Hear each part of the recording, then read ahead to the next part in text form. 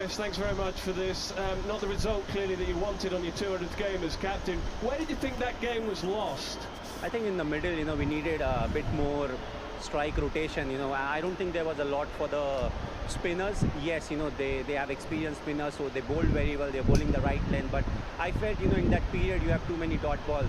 If the wicket is slow and if it's stopping and turning, then I can understand. But with the set batsman and even with new batsmen going in, I don't think it was that difficult. So I think the ownership needs to come from the batsman. Did that mean then the consequence of that it left just a bit too much to do at the end? Yeah, slightly I would say, good that we could reach close to the striking distance. Also, we were the last batting pair, and early in the tournament, you can go hard, but if you lose a wicket at that point of time, you have too many runs on the board that you need to chase, and it really affects the net run rate, and it can really hamper your chances in the last game, when you get to the last leg of IPL. So I feel we had to keep it slightly late. But as I said, it was not that period, it was the period before that, where I felt that we could have taken more singles.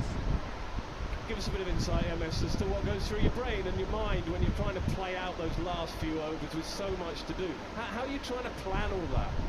Well, you see the field, you see the bowler, and accordingly you plan as to what the bowler's strength is, how the wicket is behaving, so accordingly the bowler will also look to exploit it. So, after that, just stand still and, wait for them to commit mistake. So I feel that really works for me. I don't fancy too many things, and I don't do a lot of things. So I just wait for them to commit an error. If they keep bowling good areas, well done to them. Yes, MS, and last ball, 6 needed. He bowled 2 really good deliveries from around the wicket. Anything going through your mind to change something, or just wait for something loose? I would wait for it. That's what something that will work for me. And at the end of the day, the bowler is under slightly pressure. So even if he misses by a few inches, you can hit it for a 6. So you need to back yourself according to the strength that you have. And I feel my strength is still to look to it straight, and after it react to everything else. What did you think chasing 176 at half time?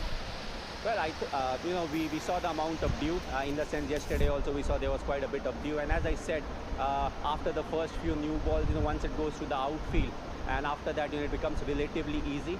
And we should have done better with the bat. I think the bowlers did their job. They had a very good first 6 overs, and that actually affected the total score also. But overall, if I see full 20 overs by the bowlers, quite happy with 170 something on the board. Pleased with the way you started with the new ball as well, Deshpande and Akash, happy with that? I was quite happy. As I said, the batsman will score runs if you don't get too many wickets. So what is important is, you let them manufacture the big shots and not give them easy boundary options. So as I said, quite happy with the bowlers. Before we let you go, MS, what's today been like for you? 200th game, a lot of celebrations, a lot of emotion for you.